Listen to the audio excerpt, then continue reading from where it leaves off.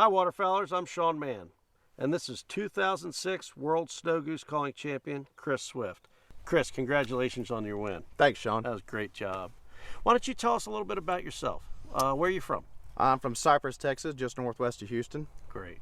And how long have you been waterfowl hunting? Oh, about 25 years now, I guess. Excellent. So you started when you were? Started when I was 10 years old. Excellent. Now, who'd you go with first? My uncle and my dad used to take me so we could help carry the decoys and do a little mouth calling. So you started out as a mouth caller? You bet. So snow geese originally? Yes. Right from the start? Right from the start. Great. See, that's a new thing for the guys on the East Coast. Only in the last 10 years have we had, a good huntable snow goose population out there. You guys have had them for a long, long time. Long time, yeah. That's great. So you started out as a mouth caller. Yep. Do you do any mouth calling now? A little bit now. In a foggy situation, a mouth call works really good sometimes. Mm-hmm. A lot of people go to hammering on these calls in the fog or in a light wind situation, and it seems like it's too much on those geese sometimes. Okay.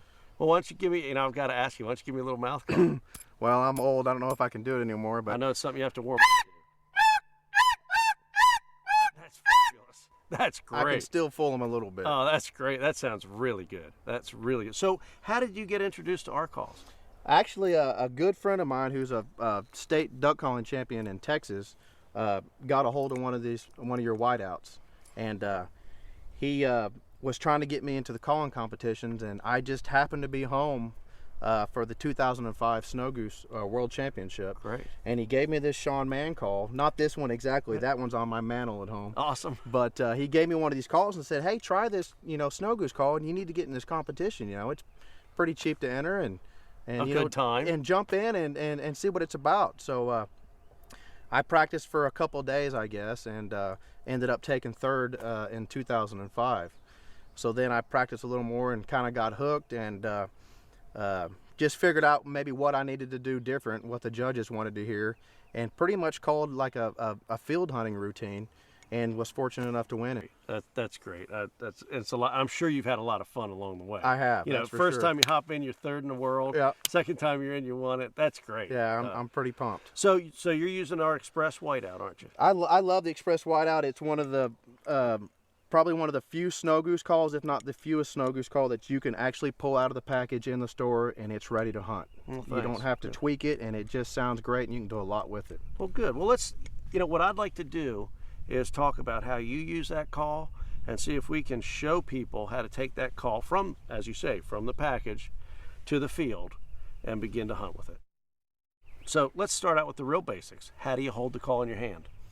I like to hold it in between my thumb and my index finger, just so I can have, I like to make a cone right here, or like a megaphone, like for long distance like a megaphone stuff? for long distance. Where Okay. where I grew up hunting, a lot of competition, Volume. big spreads, volume. I got to get a goose's attention. So I like to go loud.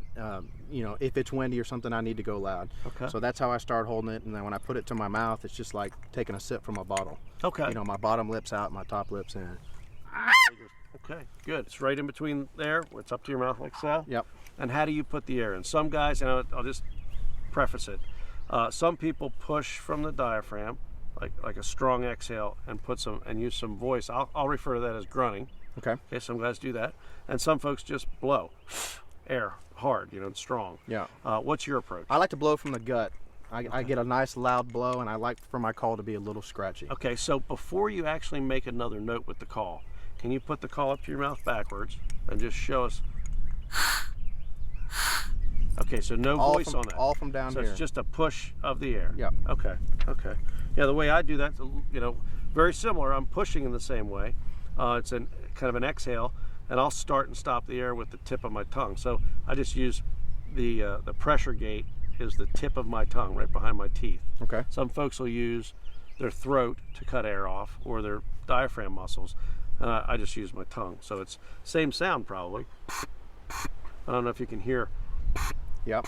The tongue come down from behind the top teeth. Okay. So it starts and stops there. And you probably don't get as tired as I do blowing all morning then. Well, I probably not. But it's obvious that I'm not working out. So, yeah. That the call's not giving me a workout. So let's make your first sound then. Tell me what note you would, if you're teaching me. So tell me what first note you want me to make. The first note I like to do, whenever in a hunting situation, I like to try to pick out a bird. Okay. I'm watching the birds, and I've got my cap pulled down or my face mask on, and I'm gonna watch the flock, and I'm gonna do a single loud, kind of a scratchy note. Okay. And I'm gonna see if I can get, whether it be a juvenile or the lead goose, I'm gonna see if I can get a bird to answer me. So I want it loud and at the Let's geese. hear some of your favorite openers. 2 different pitches, just to give them something different to listen to, and I'm watching the geese to see if they'll do something with that. So you're flipping cards to see which Exactly. card's going to be the payoff. Exactly. Okay, good. So you did 2 different ones. Can you turn the call around backwards and show me those? Yeah, what I'm doing on my second note, just to drop it a little lower, is instead of the megaphone, I'm doing a loud note, and then I'm muffling it a little bit. Okay. Okay, now try that the other way now. Okay, so Yeah, something like that. Same principle. Okay, We're yeah. just you got an acrylic, I've got a polycarb. Right.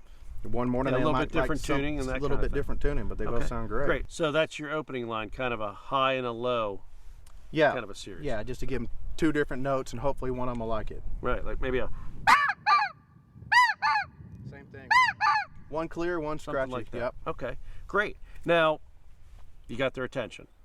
If I have their attention, I'm still going to work that single, and I'm not a real fanatic caller. I'll get kind of loud so I can get their attention, but I'm not a guy that's going to go into 100 notes. If I've got a bird working, I'm hoping my field and my decoys are going to do most of their work for me. So if I've got one committed, I'm going to work on one bird, and that one bird, 50% of the time is going to bring more birds in with him. Okay. So if I'm trying to get the geese's attention, or if I'm competing, I'm going to go into a bunch of notes. Otherwise, I'm going to call him in, and as soon as that goose makes his note, I'm going to follow him every time. Okay. Because he's got his bird on the ground he wants to come to. So every time he hits that single note, I'm right behind him with the note.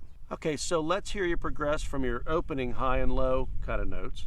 You got the attention of the bird, and now you're going to pull them in. What's a typical scenario sound like? Okay, I'll throw a little murmur in there just to make it sound, I've got all the decoys on the ground, and I want it to sound like the geese are feeding on the ground too. Okay. So I'm going to get him with the high and low. Once I get his attention, every time he talks, I'm going to talk behind him, and then I'm just going to throw a little murmur in there. Okay. And let him circle and do his thing. Let's hear that. Now I've got him coming. He talks and I answer.